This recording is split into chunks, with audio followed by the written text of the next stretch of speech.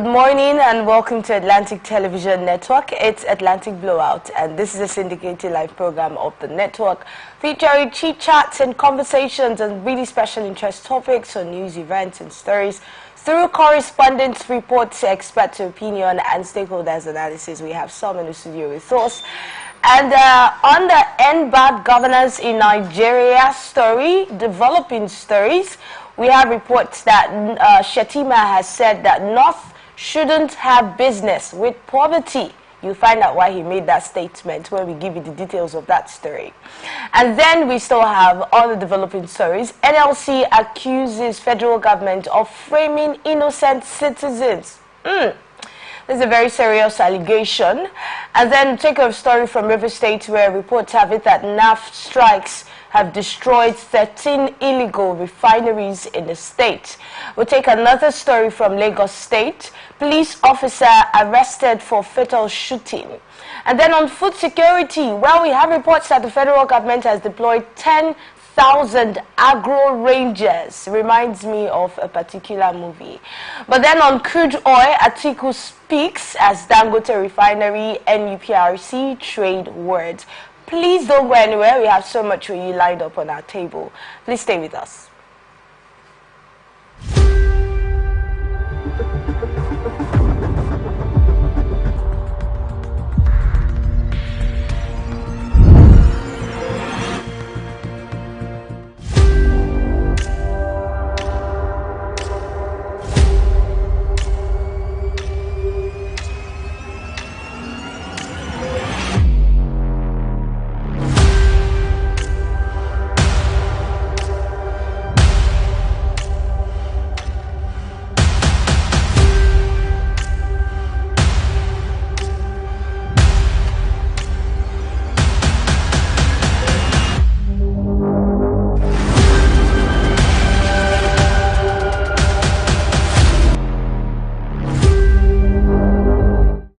From the lines across the ocean to the land beyond the mountains, through the Sahara, we bring on-the-spot news, live analysis, expert discussions on trending stories in politics, business, socio-economy, sports, and documentaries. So catch all the updates on the happenings around the globe. Stay focused on the fact today. Only on ATN.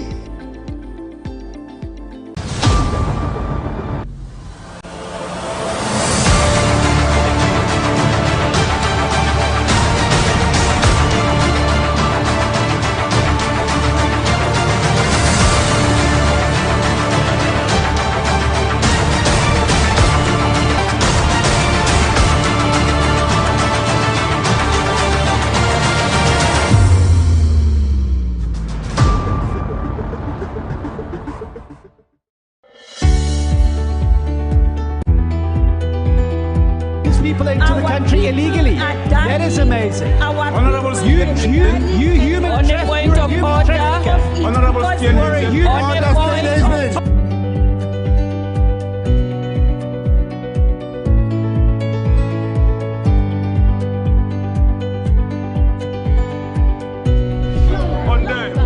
they are not picking our calls. They made up their minds. So no agreement with the EU, but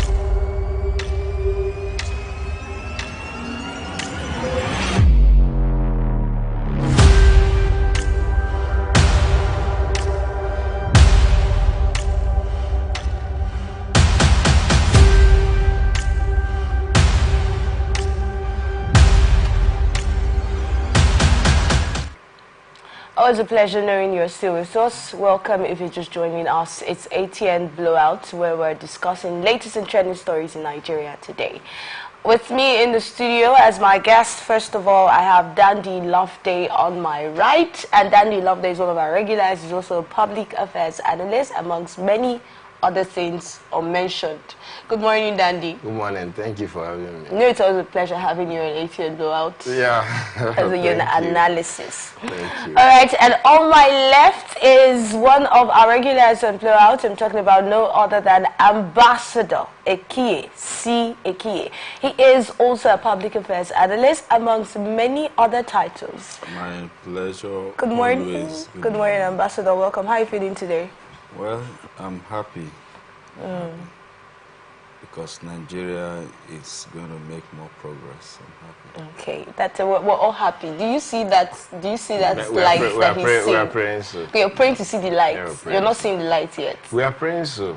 Let's look at what the Vice President has said. The Vice President, Kashim Shettima, has said that it is wrong to insinuate that President Bola Ahmed Tinubu has neglected the northern region.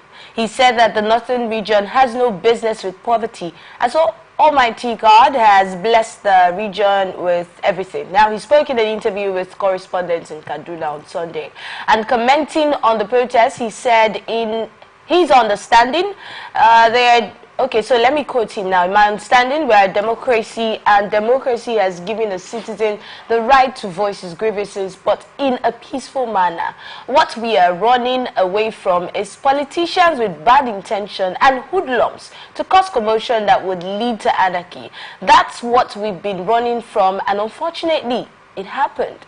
But the president is a complete politician who will never deny any citizen his right. But what happened was quite unfortunate and disturbing to the society and to the government, how things turned out.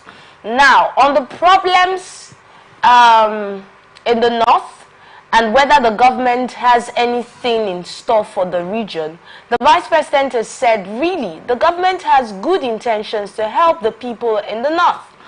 And we have a foundation that will assist in the field of agriculture, and 100 billion was put aside for that purpose. We intend to assist 500 million farmers. You and I know that majority of the farmers are in the north. Furthermore, it's due to the love for our people that the president established the Ministry of Livestock. And we all know that majority of the livestock headers are in the north. Also, from the government's food reserves, we brought out about 42,000 tons of food because of the high cost of living and high cost of foodstuff. We want to bring an end to our people's suffering. For government workers, you know there's an increase in minimum wage and all of the things that Kashim Shettima actually mentioned in that speech, where he was trying to tell the people of the north that the president is interested in them. And he said that the president had good intentions and has been commending them. Now, whatever step that should be taken, that will be done to help them, has been taken. We know they are in hardship. We commiserate with them. Or whether they were aware how the people were suffering since the oil subsidy was removed, well, he has stated that the people are the friends and neighbors, and of course, they are aware. Probably that's why those steps that were taken were being taken. All right. He also talked about the administration being more concerned. Some people saying that the administration is more concerned about the south than the north. Well, the vice president has said that in his understanding, it was politicians who were making that statement. To think that the people in the south are thinking that some people in the south, not everybody anyway. We've heard statements of people saying, oh, more attention is being placed in the north than in the south. And now to hear that some other people are saying more attention is being placed in the south than in the north, it begs a lot of questions in my mind. But let's get your thoughts on the story, Ambassador. Well, I want to thank the Vice President for coming out to inform especially our brothers and sisters from the northern Nigeria on the plans, the intentions, and what so far Mr. President has done for the northern Nigerians, saying that poverty ought not to be out of the North Nigeria. Of course, relatively, majority of the foods that we consume in Nigeria, in the southern Nigeria, is being gotten from the northern extraction. And for the president to approve about 100 billion naira for a foundation targeted to boost farming in the northern Nigeria is well intended for, increasing food security in Nigeria, and then to boost agriculture. If you have traveled to the north, you will understand that an average northerner loves farming. But the only challenge is the issue of insecurity. There is no kind of fruits you will not get in the northern Nigeria. Relatively, the rice, beans, yam, potato, tomatoes, onions, pepper, from the northern Nigeria.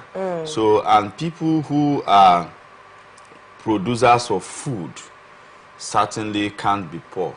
And they don't even produce just for consumption. They also produce for business purposes. So I really commend the northern Nigeria. But what has really happened in the northern Nigeria is the issue of insecurity. It was when insecurity stepped in, it looks as if the northerners are crying and complaining. And again, we have a set of people who are relatively contented with the little that they have. If you have traveled to the north, you will discover that the kind of flamboyant lifestyle we live here, the kind of royalty. We have so many kings, if I will use that word. When I mean kings, even self-made kings by your lifestyle, much more than they have in the northern Nigeria. So it's quite interesting to know that Mr. President has a very good intention for the northern Nigeria in terms of appointment. The vice president is the coordinating, is in charge of the economy of the country, and the secretary to the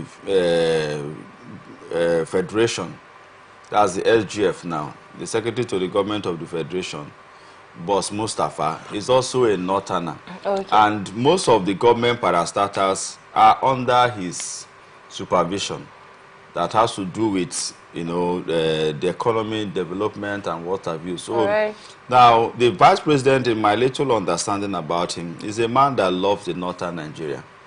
He's very, very intentional about the welfare of the northern Nigeria. And my appeal is for the northern leaders, the elites, to rally around him and ensure that the good things that they can achieve from this government of His Excellency Ahmed Bola Tinubu will really, really trickle down to the northern Nigeria. All right, let's get your thought, Dandy. Okay, first, what does it mean by North shouldn't have business with poverty? And I really don't find, if you're saying North, as a vice president, you're saying the North shouldn't have business with poverty, I agree. Then you should also tell us that the South shouldn't have business with poverty. Just tell us Nigerians shouldn't have business with poverty. And then coming out to say North shouldn't have business with poverty. And then pointing out the things he just listed as what they've done. I don't understand. What have you done to say you're ending poverty in the northern region? To say the North shouldn't have... it's like trying to align this statement with what the Senate President stated here when he said those in the NDDC region they should be eating while people protest. And when you hear such statement, you think everybody in that region is just well-to-do. So when you hear the North shouldn't have business with poverty, we've given them, you think everybody have gotten it. So for that reason, everybody is so rich and all that. These are political statements as far as I'm concerned. So with everything that he listed that the federal government has done for that region, you still don't see any justification in the statement. One of what he listed is that they've even increased minimum wage. Yes. Have anybody received the minimum wage? So why are you telling us no shouldn't even talk about poverty? Okay. Have anybody even received the minimum wage? What about the monies that were allocated for? He said allocated. He didn't say they've done anything with it. He said they are allocated. And 1 year you're telling us you are allocated. And because you are allocated, has it gotten to everybody? What's the criteria? Why did he not point out the criteria for distribution of this money? And then he also said they brought rice and all that distributed. We all saw on social media how that ended. People were struggling for it. The people that should not have business with poverty. As we see, some of these statements, the government should pay more attention on developing the people. I'm not telling us all is well. And maybe probably that's what they tell them at the Asorok, that all is well. They don't come out to the streets. Of course, they have security. While they're riding on the road, they clear the road for them and all that. They eat 3 square meals. So they think life is like that. But they're Nigerians. Do you think there are certain Nigerians who don't know what's like going on in the society? I mean, you converse with people. You have workers. You have people working for you even if you're up there. That's what I'm saying. What did they tell? What these workers, do they tell them the truth, or you just go there praise them so that you get your own? That's the challenge. You don't tell me no, shouldn't have business with poverty. I agree first. Now let's say Nigerians shouldn't have business with poverty. What have you put in place? What have you done for Nigerians that should qualify that statement? That we shouldn't have. Good, we agree. He said there are lots in the northern region. There are natural resources in every state. How much more is the federal government doing to harness these natural resources? What have they done? I've been in the north. I stayed in the north for 1 year. I can tell you people are suffering. They shouldn't have business with poverty. I agree, Vice President. Please, try to make it in such a way that people shouldn't have business with poverty. Go and utilize the natural resources in each of the states. Create employment in the northern region. Those persons, okay, he mentioned that the northern region are part of, there is so much famine in that area. Have you provided storage facilities? How much more can they store? These people improvise this thing for themselves. Are you just trying to say that the federal government has not done, maybe, should I say anything now or enough for the They've not done enough for northern Nigeria. They've not done enough for southern Nigeria, eastern, and every region. That is the essence of the end-part governance now. We're all seeing this. Is there any basis for anyone saying that the federal government is probably paying more attention to the south than the north? I don't even see them paying more attention to any region. In this case, if you say so, what have they done more in the south and that they have not also done in the north? What have they done in the north that they've not done in the south? It's like coming out to say because those in the southern region or the Niger Delta area, they have oil. So for that reason, everybody is benefiting from the oil. So because there are everybody in the northern region are farmers, or majority of the persons in the northern region are farmers. So for that reason, everybody have food to eat. That's an error to say. As far as I'm concerned, that's an error to say. It may whether we like it or not. Why is it that those from the northern region are coming into this angle? Why are they coming here to do business? Especially with their cattle. Good, and you see, you obviously you see the people. So it's not a good thing to say everybody is rich in the northern region. He said they shouldn't have business. I also agree with the Vice President that please let the government make it in such a way that both the northern and southern shouldn't have business with poverty. Ambassador, it looks like you're itching to add to that. I think looking at the statement of the Vice President relatively, he said shouldn't. He's not saying that there is no poverty in the northern Nigeria. But that's why when I was speaking here, I said, if not for the issue of insecurity, an average northerner is a very contented person. I travel regularly to the northern part of Nigeria. That's an average northerner. But you agree that even reports have it that we have so much poverty in some northern states. That's what we're saying. When we talk about the out-of-school children, we're looking at the north. That's the highest number that's what we are saying. Part of what affects the northern Nigeria, religion is a big problem there, where our conventional educational system is not really celebrated or appreciated by some families. Now, education, is not too very much encouraged in some part of the northern Nigeria. And then, like I said, religion has a way that is affecting their attitude and their actions. But to generalize it, an average northerner is a farmer, and that's why most times when you see government talking about agriculture, they focus intentionally on the northern Nigeria. Of course, like I said, they are like the agriculture, the food providers in Nigeria. Without the northern Nigeria, we will not really have major foods available for us, even in the southern Nigeria. So that's why any reasonable government who neglect the northern Nigeria in the area of agriculture is saying that there should be food shortage.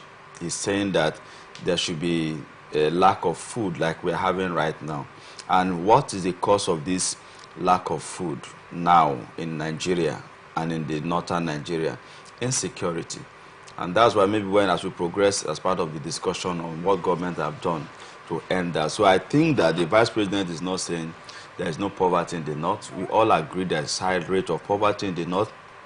Most of their leaders have really exploited them, because if you look at historically, the northern Nigeria have raised so much leaders. They have so much well-to-do people. I can tell you that. If you want to talk about those who have money in this country, it's not southern Nigerian people, apart from those who are businessmen. But the north has men that have good resources, but the challenge is the mindset of the people. So I want to encourage that if religion will open up the mindset of the young northerners, like some have embraced civilization now, some have embraced education, and the issue of Boko Haram, which has infiltrated, to so many strata of the society in the northern Nigeria, that has to do with being against westernization. That's the Boko Haram. Anything that has to do with westernization should not be, received, must be resisted. So these are. I don't think Dandy is saying that the Vice President has said that there's no poverty in the northern Nigeria. It's still around his statement of should not have, any business with poverty. Exactly. But let's look at Dandy, from your statements and calling on federal government to do more, especially in that region. Around Nigeria now, you're not particular about any region. But let's look at the Ministry of Livestock. Do you also see that as a step by the federal government, to put an end or to help improve agriculture, especially in that region? Because the Vice President has stated that it is in that region that we have more herders or people involved with livestock, and it is because of them that the federal government has announced that Ministry of Livestock. Okay, ordinarily, the federal government or anyone in government should be sincere in carrying out the business of governance. Ordinarily. So, that step is a good step. It's a good step. It's a good step. So, it's like what we have in this region, where is it under the administration of former President Olusegun Obasanjo. Okay. And then they came up with the issue of NDDC. So, how far? Let's take that. That's in our region. How far have that agency changed, or that commission? How far have it changed the life of the people? You think the Ministry of Livestock can be compared or can be? Of course, when you're coming to the NDDC? When you're coming up with that, it's for that particular region. For instance, then if you say it's a ministry, it means except you want to it's for all of Nigeria. Yeah, except Ministry of Livestock. Good. I'm using an NDDC. I'm using that as a yardstick for this region. Now you asked me. You said, don't you think that will also help that region? Yes. Good. So that's why I said for those who are in governance or who are in government, should please be sincere. Something has been created. Sincerely created. The implementation is the issue. The achievement, the developmental stride from that ministry should be the issue. They also created the Ministry of Humanitarian Affairs. In fact, the idea was to feed school children. The idea was also take people out of the streets and gainfully employ them no matter how little, how much more have we been able to achieve? Instead, all we had was corruption in that area. That's why I said, if you are given a responsibility to govern the people, to bring development, be sincere. The Ministry of Livestock has been created. Let it not be like other ministries. We have so many of them, about 36 of them even. How much more impact are we getting? We have Ministry of Transportation, so let's not make it like the Ministry of Livestock. We now bring all the development we want. How much more roads have been created? We have Ministry of Health. How good can we say is our health sector? We also have different ministries, different to mention. How much more, how much benefit are we getting? So when you're bringing new ministry, let it not go down like the other ministries. If we have other ministries and you have agreed with some other Nigerians who believe that these ministries have not been so productive, so why are we creating another ministry that when we already have Ministry of Agriculture and we have a department that is on livestock? And we even hear from reports that that department has a lot of attention from the government. So why then pick that already exists and then create it as a ministry where reports have it that the other ministries are not as productive as they should be? Every ministry, from my own viewpoint of view, every ministry is created for a target to achieve a particular goal. In fact, for a good reason, if you ask me. But the implementation, the output has always been the problem. When they created the Ministry of Road and Transportation and all that, the issue was to tackle that angle. So if you're creating the Ministry of Livestock out of agriculture, it means they want to focus on livestock production.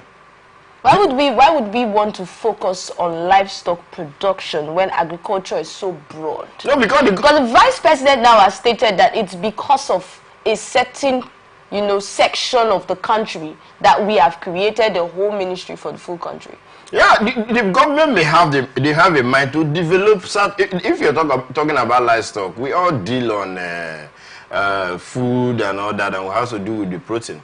And so probably the federal government may be targeting to make that more available. Don't you think that is another way of increasing the cost of governance, having in mind that we already have the Ministry of Agriculture? You see, like my brother talked about, creating ministry for a purpose.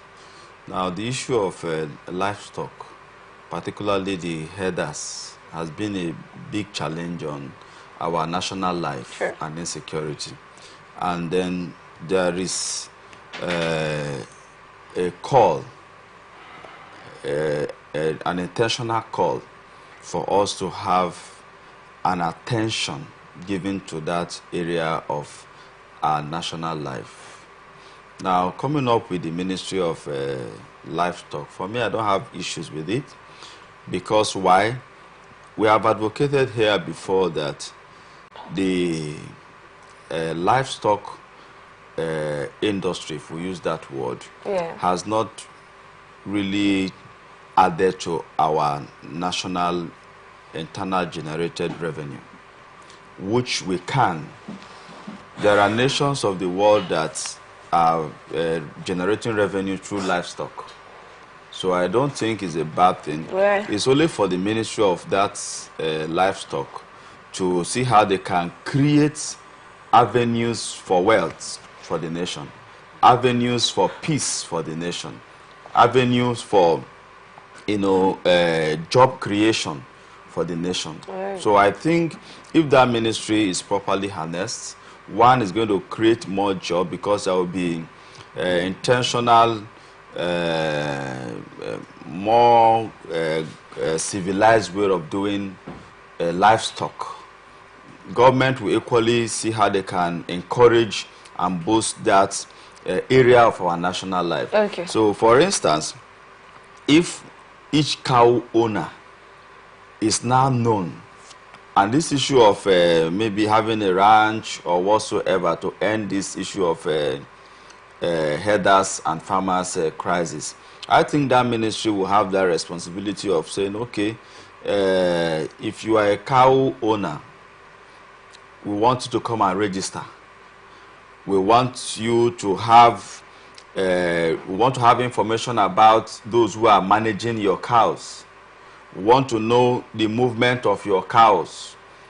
So by this doing, our security system in terms of the crisis of herders and farmers may reduce. Okay. So I think that the ministry has a very great responsibility to increase job creation.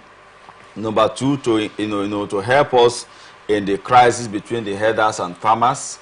Number three, to see how we can also create revenue for Nigeria. For Nigerians. Let's look at the next story now, talking about the NLC, still around the developing stories from the hashtag #EndBadGovernance in Nigeria protest. Now, Nigeria Labour Congress, NLC, has accused the federal government of plot to frame up innocent citizens on trumped-up charges over the just concluded nationwide #EndBadGovernance protest, saying this is not the first protest in Nigeria and will not be the last.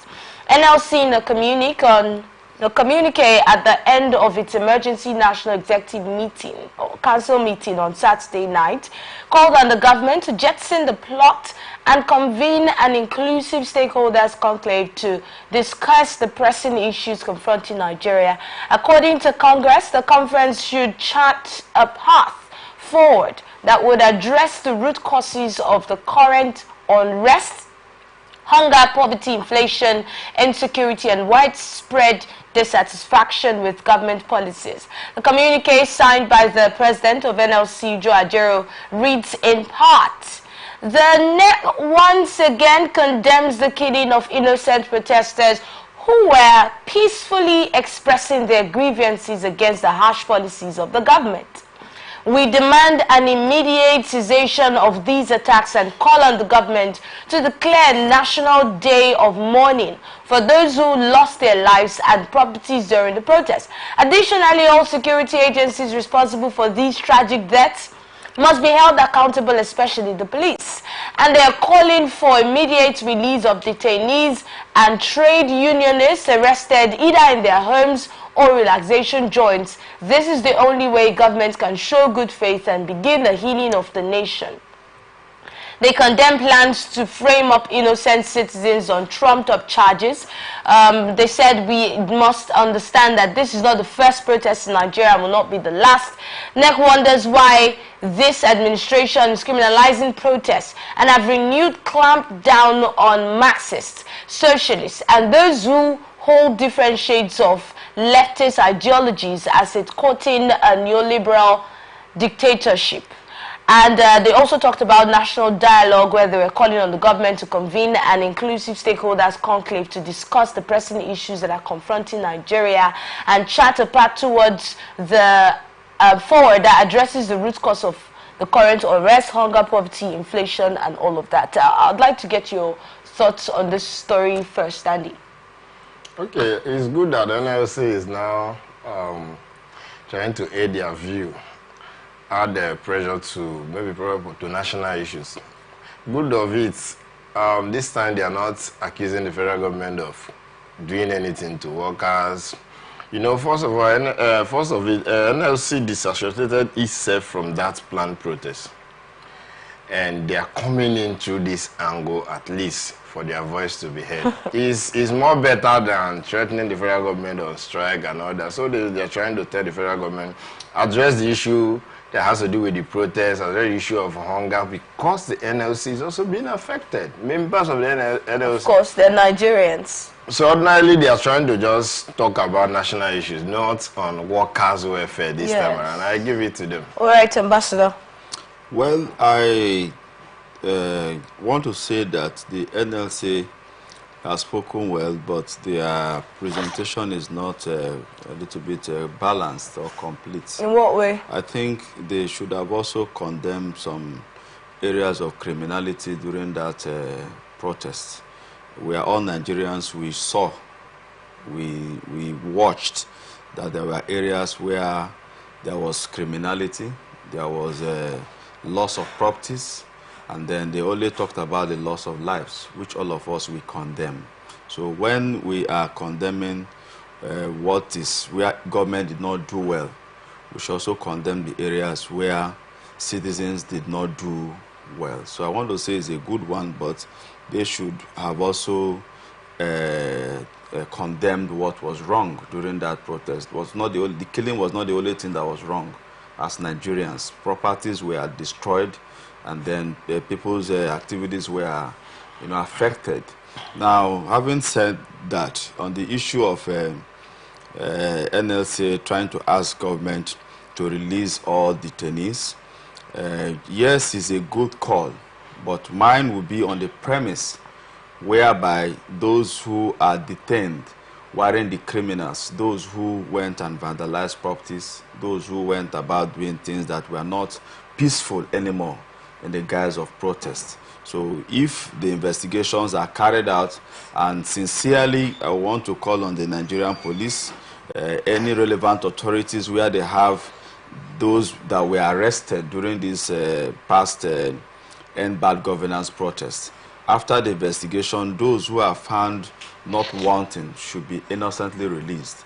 But those who perpetrated criminal activities intentionally, I think they should be disciplined to end this kind of criminality in our society. We can't encourage our, support such kind of activities. I don't think that the NLC are in any way supporting those activities. But now they're talking on to the government. So when they're calling on the government, they tell the government what they want them to do. You see, when we talk about government, like I always say, government is not spirit. Government is human being. So if you are referencing to the president of Nigeria, it's simply the Ahmed Bola Tinubu you are talking to. So if you are referencing to the police, you are referencing to the IGP, who is also a human being. So government is not spirit. I've always emphasized this all the time. Government is human being. Just like NLC. NLC is human being. NLC is not spirit. So if what are you trying to say? My take is that if you are asking the president, if the NLC is asking, yes, if the NLC is when you say government, federal government, the arrowhead is Mr. President. If you talk about NLC, the arrowhead is the president of NLC. So what we are trying to say is that in their appeal to government, which is the president, government, you should also state that you never supported this kind of activities that was no longer peaceful during the protest. It becomes balanced. Now, having said that, we all condemn the killing. We have also tried to look at, again, they also talked about the federal government looking at issues that caused the protest. That has to do with hunger, that has to do with insecurity and all that. I'm sure that part of what the Vice President have said is a way of handling the food insecurity, the resources that the President have created. My brother, when he was talking about trying to reference the Ministry of Livestock with NDDC, not really. The Northern Nigeria had what they call the Northern Development Commission right now, which is saddled with the responsibility of taking overall responsibility of developing the Northern Nigeria. So the Ministry of Livestock is just an addition to our general national life. But like he reiterated that the Northern Nigeria are more into livestock business, not that the Southern Nigeria were not into it. So I would also like to state that the federal government on the issue of ensuring that farmers in the Northern Nigeria are being encouraged and supported. I think there is a story that talks about the provision now on how they can go back to farm. I think it's part of the measures of government if it's properly if properly implemented, like my brother will always talk about. I believe that we'll be able to come out of this food insecurity. Okay, but talking about the NLC calling for the government to do something, federal government to do something about those people who lost their lives, calling for a day for solidarity for everybody, for them. Now, let's look at how much has been done ever since that happened. Because still the NLC had to call for this. I don't know how much, although the president during his speech, his nationwide broadcast, mentioned it and said he condoles with the families who lost their loved ones. But let's look at how much the federal government has done concerning that and how much has been said concerning that. On Saturday, I barged into a scenario where someone was trying to talk to the other person and the guy wasn't even answering. So at a time, the other one got angry and said, "Why are you not answering me?" And I said, jokingly, and I said, "I want to behave to you the way the president behaved to the protesters." So, oh my God. Why you give Ambassador does not believe that the president behaved that way to the protesters. He said from his last analysis said that when the president spoke to the people was when the president was supposed to speak to the people. But let's not get no, the president, since then, what has happened? After the protest, ordinarily the president have handled it in his own wisdom, the way it ought to be.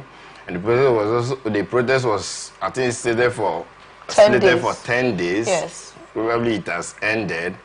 And then I give it to the government if they've handled it in such a way that it did not proceed.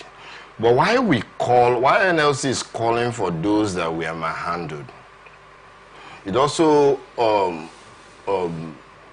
it should also tell us that there are policemen that were seen on social media shooting live ammunition. So it means that the federal government or the police hierarchy also need to fish out these persons.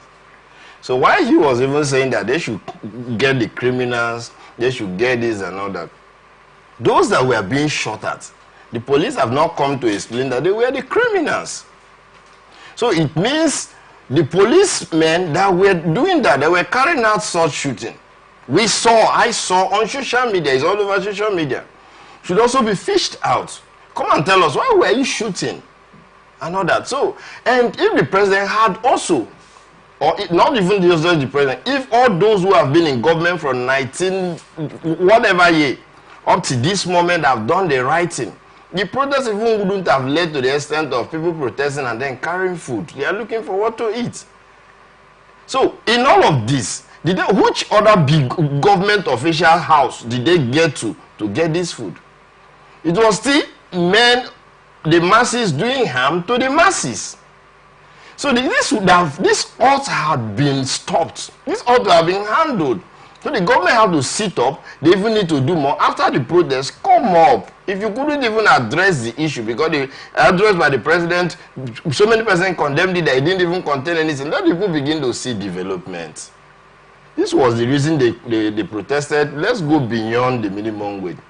How about the employment area and all that? So we're actually looking at the aftermath of the protest, the things that went on, in fact, during the protest, right? The things that went on during the protest, like what you said, the people who died, and then not much being said. And that's why some people are calling for the sack of the police IG at the moment, because according to them, something should have been done. And I'm asking, have we really gotten to that point in Nigeria where lives will be lost and, you know, life just goes on like nothing just happened? The other day we had a guest in the studio who was making reference to this, and he said, well, lives will be lost. It's a protest, so lives will be lost. That one is a normal thing. And I'm like, where have we gotten to in Nigeria where we have a protest, lives were lost? We saw videos, like you have said, even though the police came out to say that no security operative shot any live ammunition. But then nothing happens, like we just move on, you know, the protest has ended. Can we just eat rice, drink, and have fun?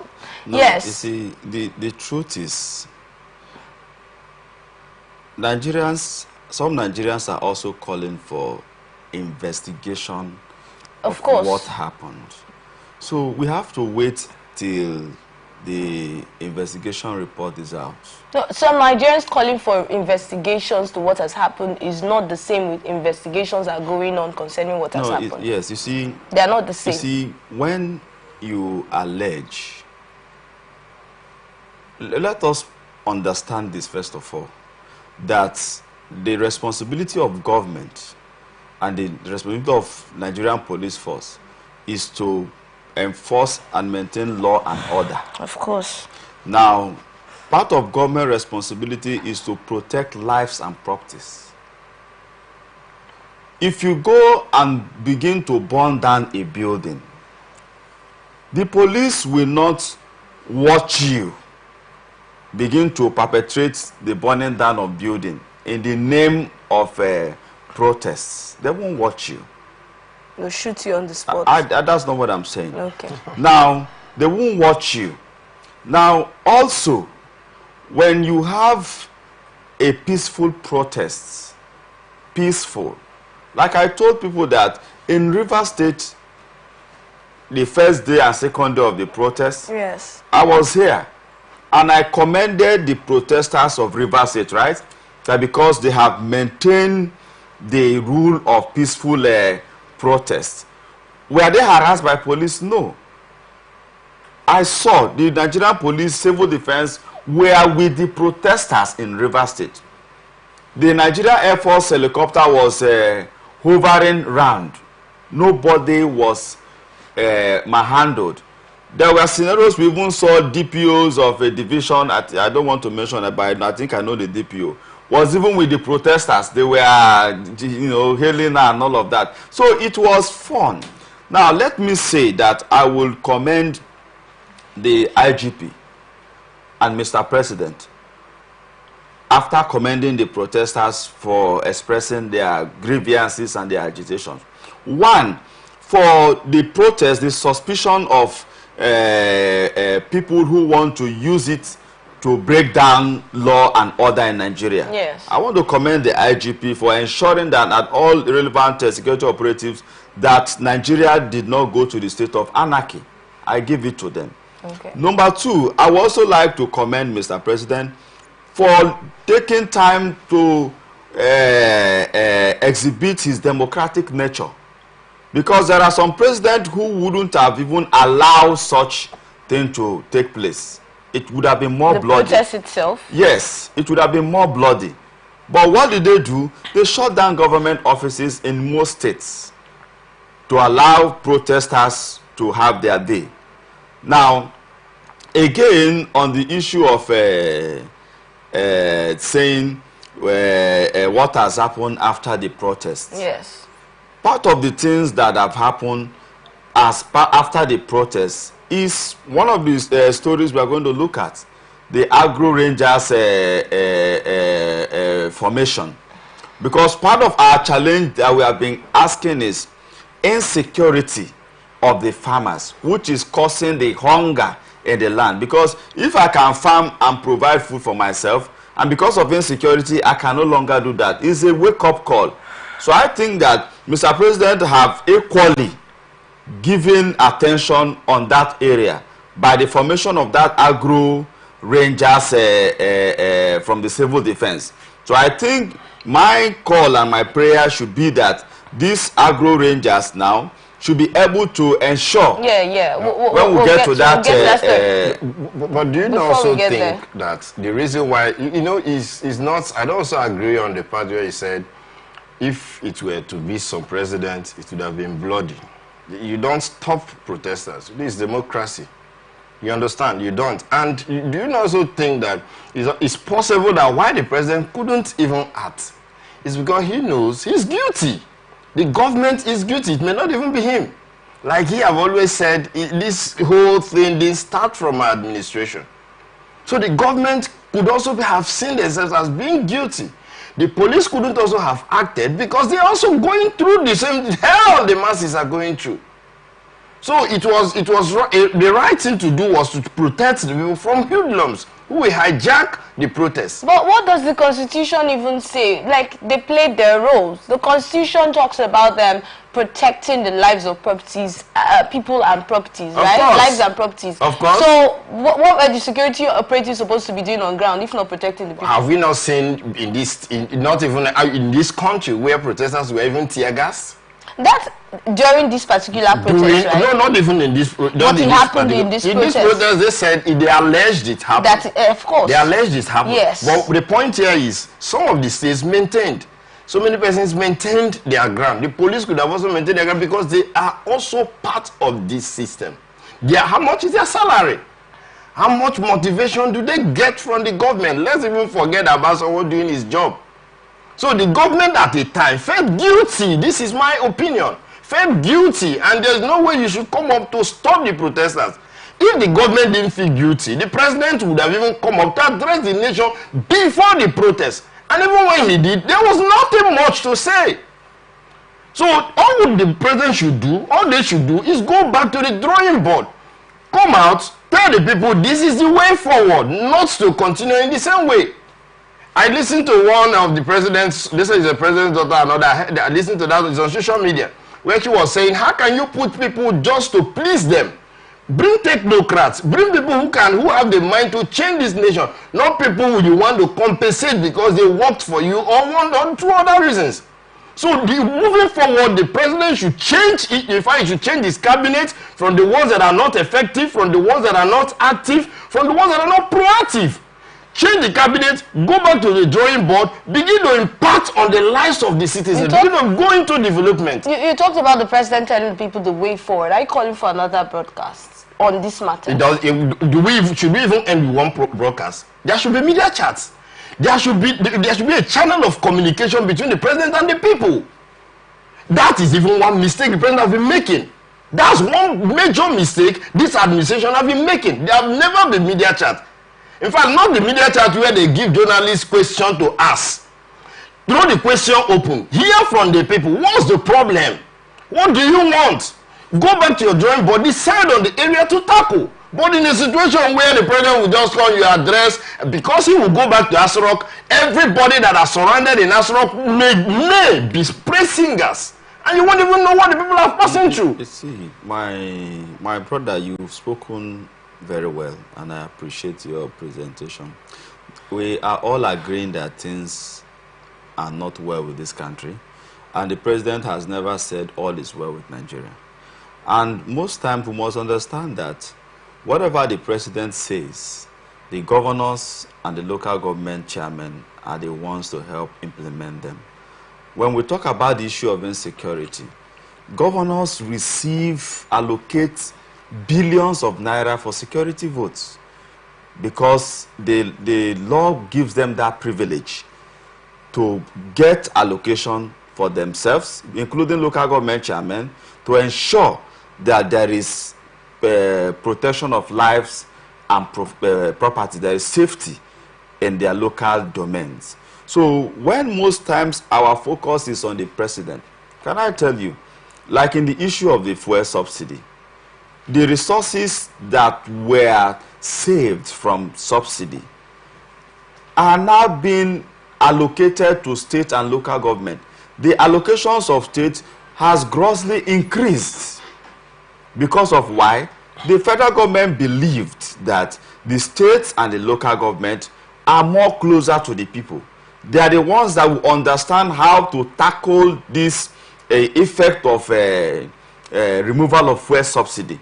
So when we are talking about president, for me, if the focus will be on Mr. President, I think I will quickly suggest that resources meant for development of Nigerians should no longer be given to governors. Governors and local government chairmen should no longer get allocation, so that our problems will be solved by Mr. President directly. But if our problems at various levels, what makes up Nigeria is the 36 states, right? And 700 and thereabout local government, which receives allocation every month from the federal government to ensure that her citizens have a better welfare. So I want to call. So if you feel much is not being done with this, okay, you want to come in? Yeah, I have my disagreements in certain areas he pointed at. First, you said if you have said the governors have allocation, security votes, I agree. But we've also heard severally the governors telling you that they are not in charge of security.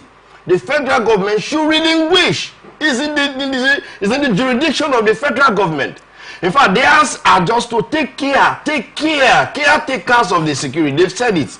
In fact, of course, before you even give some orders, you have to hear from the IG. Okay, so we even heard in this state where a state governor was crying that the commissioner, in fact, the commissioner said, you must take order from me. I will come to you to take orders. And the governor was even called tyrant in this state.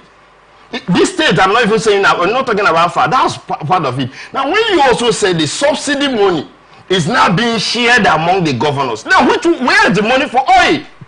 Proceed from oil. It's just it is clear that the federal government may obviously be doing nothing, or they are doing something we have not seen with the money they say they got from fuel subsidy removal. And they told us they make billions monthly How could that have been shared to the governors and the federal government have not come to say they shared recently, they shared some billions. And the governor of Oyo State, Seyi Makinde, said the money given to us has to do with COVID-19 reimbursement. Then it wasn't even that the federal government was giving the sharing money amongst them. No, you see, when they talk about removal of fuel subsidy, it's still money generated from our crude. Not that there's a spiritual money that is now given to Nigeria because of removal of subsidy. So, again, if a state governor tells me, or local government chairman, that I am not in charge, I cannot take responsibility of the security of my state, do not allocate or appropriate any money to yourself for security purpose. So you cannot be collecting resources for security, and then when there is insecurity and breakdown of law and order, you say because the IGP, I'm not in charge of security, then why are you collecting the money? So if you cannot do the work for which you are collecting the money, keep that money, channel it to other purposes, right? Or carry that allocation meant for security vote that you think should be used for the security of your state or local government, send it to the federal government, so that when there is security challenges, your blame to the federal government will be justified. But not when you are collecting the money, you are eating the money. You can't say they are eating the money. No, when I say eating, spending the money. Okay. Then when it is now a challenge of insecurity, I'm not in charge of security, why are you collecting that money if you know you can't do the work? So Danny, from your explanation, are you calling for state policing? I also accept if the governors have said they are not in charge of security, because like I've stated here, the governors have even explained, I'm not a governor. They've explained that they are like caretakers. You see most of them buying vehicles. They tell you that security vote is what they use, even if you know that the money, most of them don't even make use of it. Buying That's vehicles, also where I buying which vehicles? You see them buying vehicles, trying to maintain police offices, trying to provide what they need, their welfare and all that. That's the level at which they can go. But for you to now be in charge, to an extent, they say the federal government is in charge. It's like when you talk about the power, if they tell the federal government is in charge, that's the same thing that has been happening to our security architecture. You see, for me, why I will not even subscribe to state policing. I will never. Why? Now, if we want to maintain law and order, what are the root causes of this insecurity? One is greed. Greed not from the federal government alone. Greed from states, greed from local government political leaders. So if we are doing what we ought to do, fairness, injustice, you will not even be looking, is it not my community? If things are distributed amicably, are we going to have insecurity in my community? That I will now be blaming the president for not making sure that my community is safe. When you create activities that will create insecurity in your localities, in your community, in your state, and then you now want to blame federal government for not responding to this security, who are you deceiving?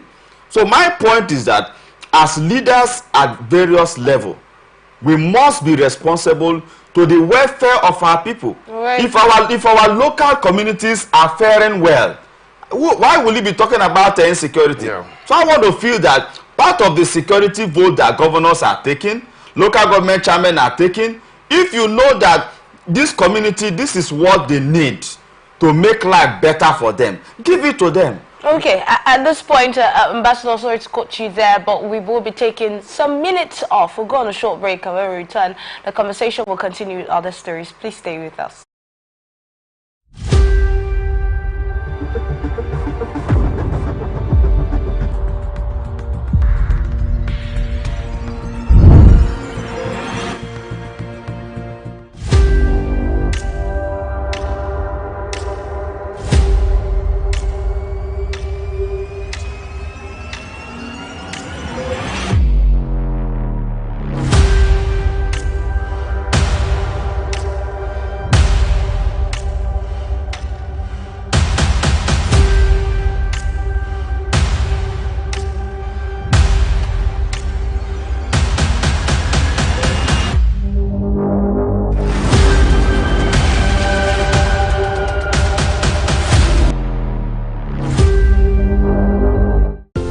from the line across the ocean to the land beyond the mountains.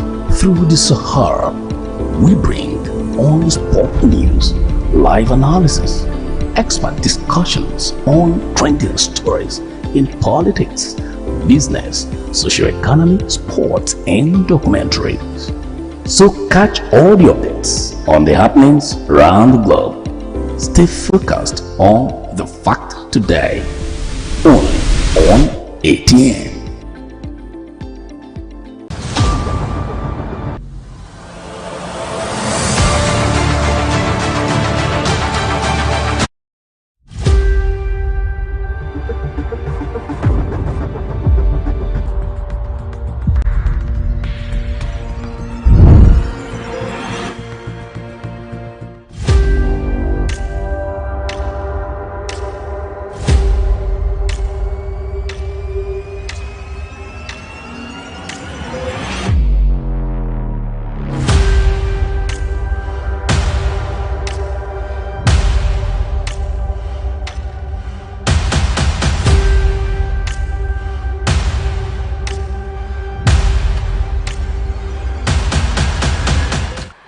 Thank you once again for staying with us. Let's move on to the next story now.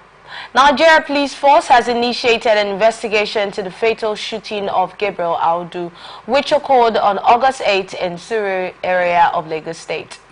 The incident involves a police officer assigned to a security aid to Wale Faponda, a well-known lawyer in the state. And according to an official police statement, the suspect, Corporal Omar Lawal, from the Special Protection Unit, Base 10 in Sokoto, allegedly attempted to shoot a man identified as Mr. Vincent, also known as Dogman, during a heated argument over a used phone. It was gathered that the bullet intended for Vincent struck Audu, who was reportedly also attached to the same lawyer. The shooting was said to have taken place at approximately 10:22 p.m. and law enforcement responded quickly to the scene. In his confession, Corporal Lawal admitted to the crime, stating that he intended to shoot Vincent during their argument. However, the bullet hit Audu in the chest, leading to his death. Audu was rushed to Luth General Hospital in Idiaba, where he was pronounced dead. The deceased body has been photographed and placed in the hospital morgue pending an autopsy. The police have assured the public that a thorough investigation is ongoing to determine the circumstances surrounding the incident. Dandy. What a sad story. He intended to shoot Vincent, he now shot Audu. And he's even boldly saying it. Is there any way we can restore life? Because you are carrying arm, you intended to shoot Vincent because over of an argument. Over a phone. And then you now shot Audu. We should all clap for him. Okay, let's clap for him. He has shot somebody and then he's leaving. Ordinarily, what could even have brought about an argument in 10 p.m.? Not even like you suspected he's a criminal and all that, over a phone. You shot somebody, you're saying you intended to, this kind of stories ought not to be. And just because you're holding arm, you're misusing it. That's an abuse of rights. Then again, the other person who was the Vincent, who was arguing with somebody who is armed. Are you okay? A police officer is armed. You're arguing with him. What do you think? Can he be restored if he's killed? Now Audu is dead. What do we do? I'm done with this story. All right, Ambassador. Well, I think it calls for, it's a sad story actually, and we want to encourage the IGP to increase the reorientation of most of the police officers to be responsive and act in a very sane manner. And more so, we equally plead that since the IGP is already on the course of investigation, let us wait to see the scenario that surrounds there. In as much as my brother said, the boldness You see, I want to commend him for being sincere, saying the truth. For what we can feel is the truth for now. We can't conclude that is the truth until the investigation is over. Because it's possible that the officer he shot may have had issues with him secretly before now.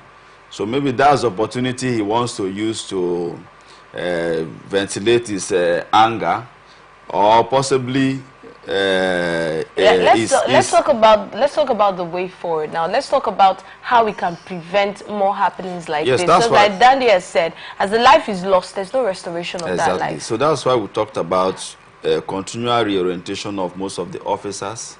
Number two, I've equally advocated here that the medical checkup of security operatives psychologically, in terms of their blood pressure, that every police station, every police post station should have a BP apparatus.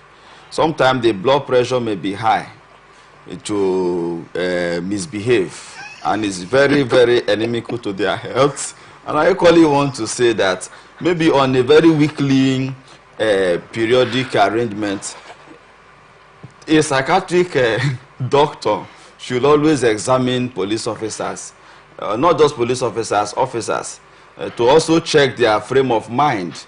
Those who don't need to go out for activities should be kept and then, cancelled, so that they can be in a very right frame of mind. Because a man who is having psychiatric problem, unknown to the security force, because of pressures, will not represent the Nigerian police force very well. So, the IGP, I'm saying, get a psychiatric doctor on a very weekly basis, and then make sure that all the police units have a BP apparatus. Those of us who have a police attached to us also have BP apparatus in your house, and then also ensure that on a weekly basis a psychiatric doctor attends to your policeman, so that you may not be a victim one day. Today is Audu, tomorrow it might be you. Sadly. Okay.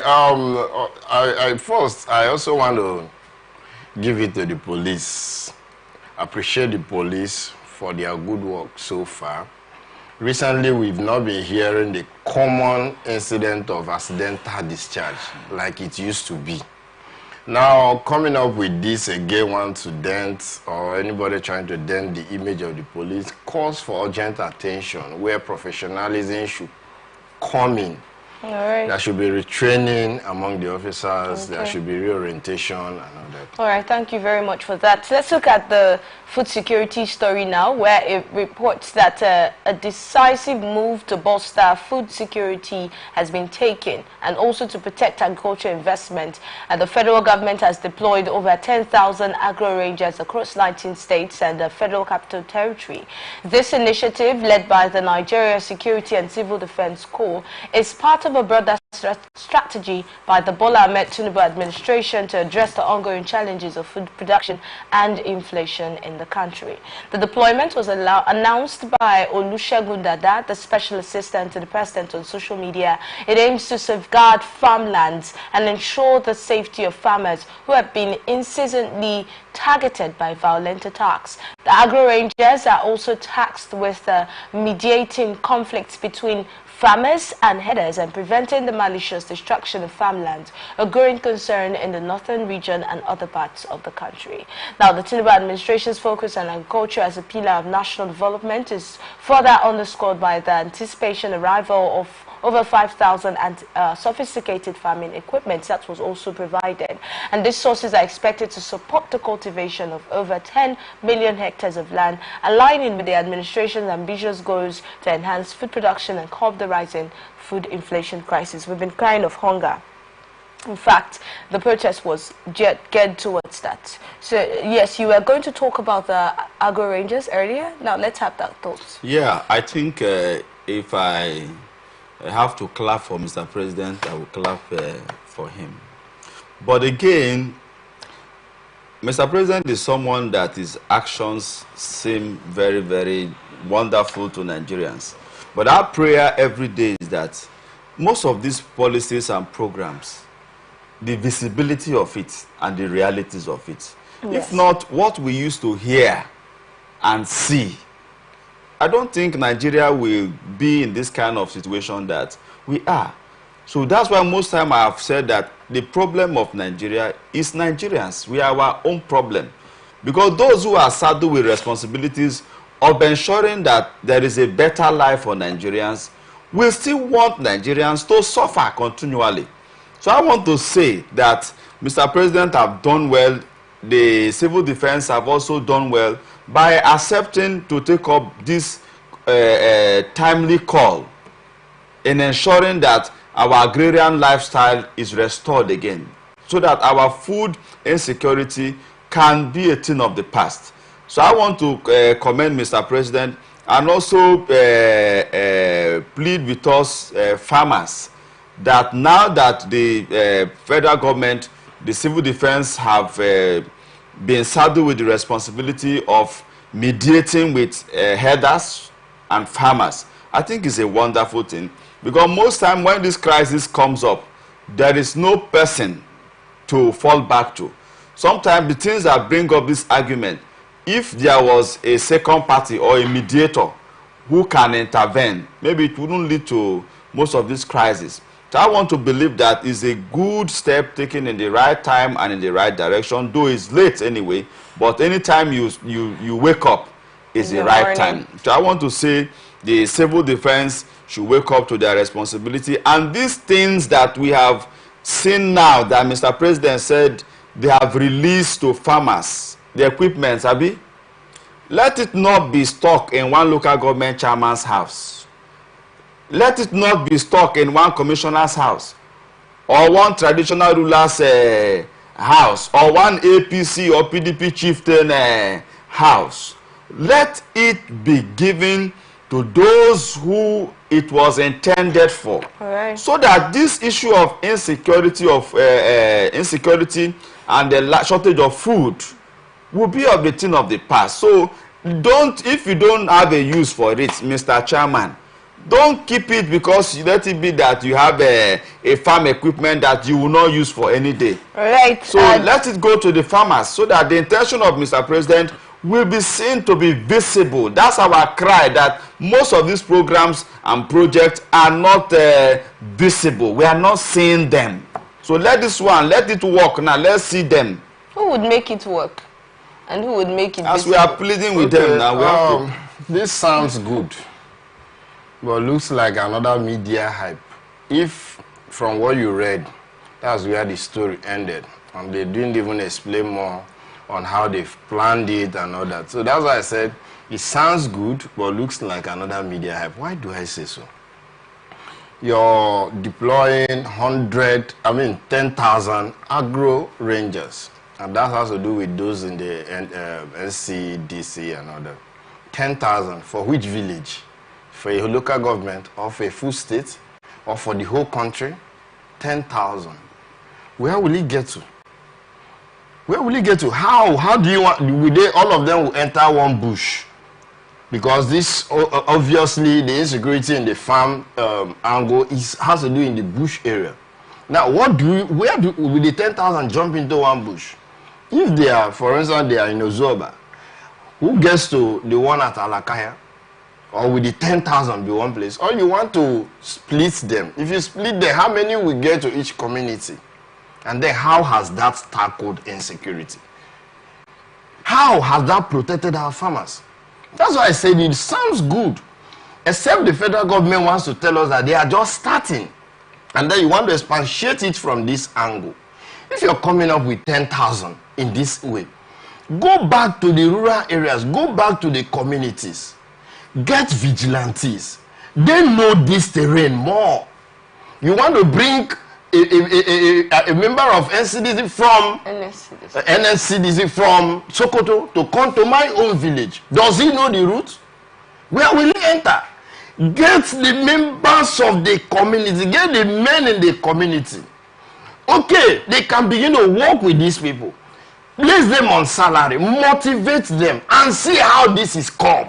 Even the insecurity in the northern region, most times the soldiers have not been able to even penetrate these persons. There are different security agencies. There are different security outfits that has been put in place. If they are encouraged, they are the only person who can handle this. Something happened even in River State. At the time, we'd have to start forming this local vigilante with different names. That's why it was even being handled. So, coming up to tell us in the media you formed the 10,000 agro rangers and we should start clapping. It looks like just one hype. This cannot solve the problem. Except they are saying it's a start.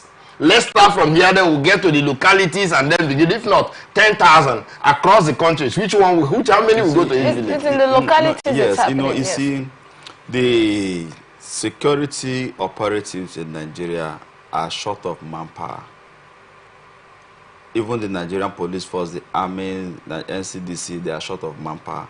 So for the federal government to approve 10,000 is relatively okay. Now, what do they expect? The protection of farmers is not the federal government responsibility alone. So what I expect is that it's a right step in the right direction. The state governors can now come back home, right, with the local government chairman. How do we complement this effort of the federal government? Do we need to raise local indigenes to complement the federal government effort? How do we manage them? There is resources to be able to take care of these so-called local vigilantes or whatsoever. You channel resources in ensuring that this thing works. So if we stay and do blame game and all of that, the federal government have just said this is the right direction we can start. So what the state ought to do is to domesticate them, local government localize it, and then coming up in a way that it will be effective in every locality. So for instance, Port Harcourt City local government do not need them now. Is there a farm in Port Harcourt local government, Falga? The answer is no. So where it could be needed relatively are areas that are into serious farming, like maybe in River State, like Kana, maybe like a Che or thereabout. But in the northern Nigeria, and then there's no farm in Port Harcourt. No, it is modern farming now. No, I will. You know, see, let's call a spade. Let's call a spade a spade. What is a spade? There are areas where these security operatives are very much needed. Now, what we are asking is that state government, local government chairmen complement the effort of the federal government by, like you cited in River State, the local vigilantes, right, that the local government constituted, not even state government, and it was effective. Were they complaining of resources? No, because why? The state governors gave them that mandate, ensure that you power this system, and the philanthropists too were complementing this effort. So we are saying that the federal government have taken a lead, state government encourage the local government, because state government have really no work outside the local government. So the state government must always work through the local government. So the state government should empower the local government more, so that the gesture of protecting our farmers and our farmland and mediating in a headers or farming crisis will be effective. So I think if you go back to that, you've landed to what I said. It's not about telling them you've done well, so from here the governor, was it planned that way? That's the question. Did they plan it that way? Or the federal government wants, even from what she read, from the explanation, there was no issue where the federal government said, we are bringing up this state, we are mandating you. Even if they accept the state now, in this case, in this country, we've also had an issue where the federal government is coming up with something. State is okay, let's plan ours.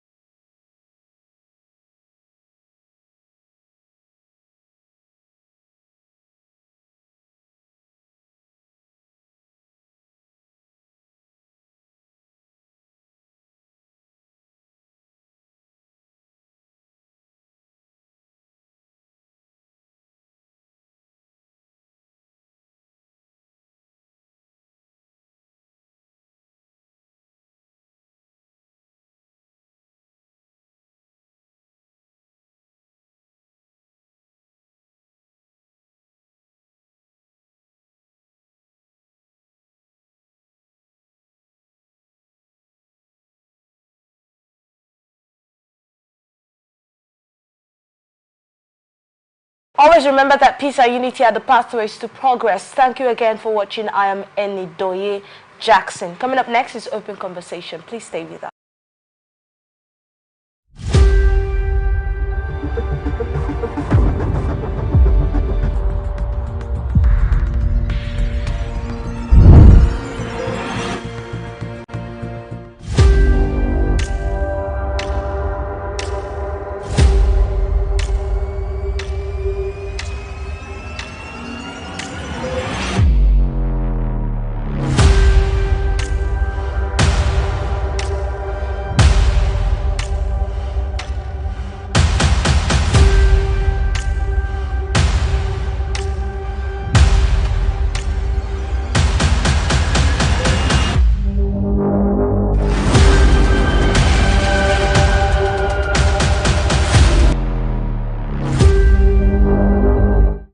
From the lines across the ocean to the land beyond the mountains, through the Sahara, we bring on sport news, live analysis, expert discussions on trending stories in politics, business, socio-economy, sports, and documentaries.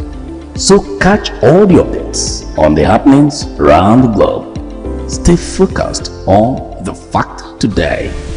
Only on ATN.